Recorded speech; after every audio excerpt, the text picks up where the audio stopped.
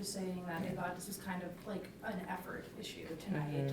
What do you think about that? I agree.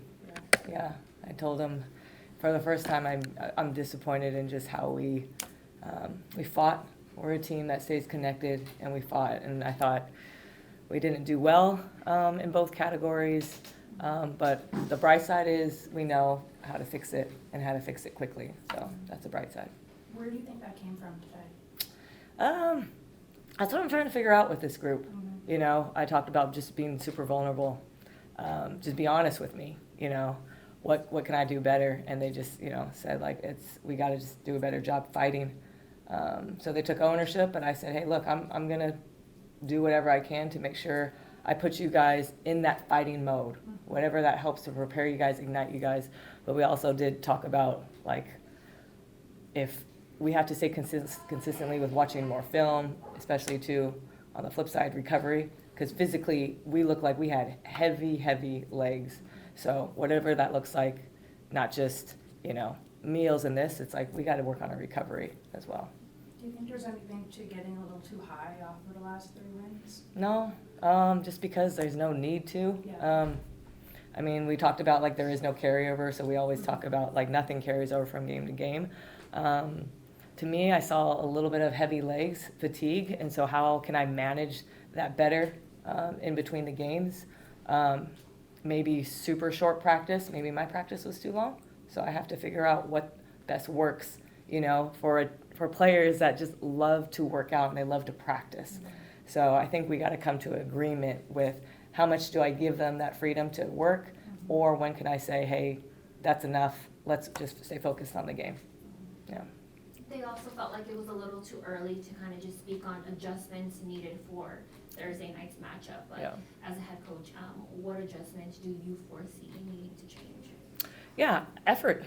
I mean, that is the epitome of who we are, is literally defensive-minded team that loves to be physical, disrupt, pressure, take away, you know, the top scorers. Like, that's kind of our identity.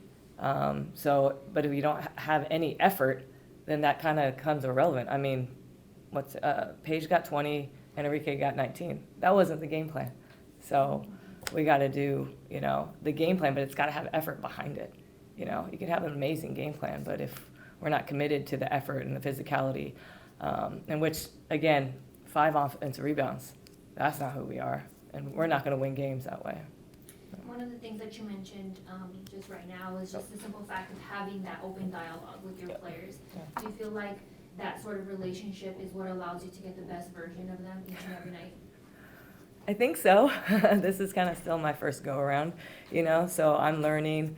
And what I tell our players too is like, just be super vulnerable with me. I'm an open book because their heads were kind of down. I'm like, put your heads up. This is just basketball, y'all. Like, this is just basketball. And I love that they take ownership of being disappointed and being upset. But I'm like, hey, look, we got another game in less than 48 hours. So let's, you know, we learn from it. We know we didn't fight. We know the effort wasn't there. So get our recovery, look at some film, and then be ready for Indiana.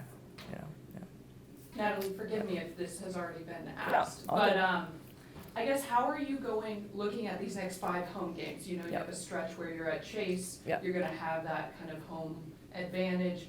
How are you kind of trying to forget this and move forward? Yeah, I mean, we don't want to forget it because obviously it feels, you know, painful right now. We talk about that, like this is part of our growing pains. We talked about short-term pain for long-term results.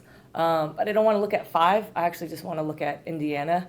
We're a team about being present, being where our feet are. So we got to learn from this. That's the best thing kind of about losses is you get to learn from all the things that you didn't do well, take that in, and then we got to be ready for Indiana because Indiana, same thing with Dallas. They get up the floor fast. So if we don't have the legs, if I don't have the physical energy and the mental capacity, then, you know, I'm not going to be setting them up. So I got to get them there.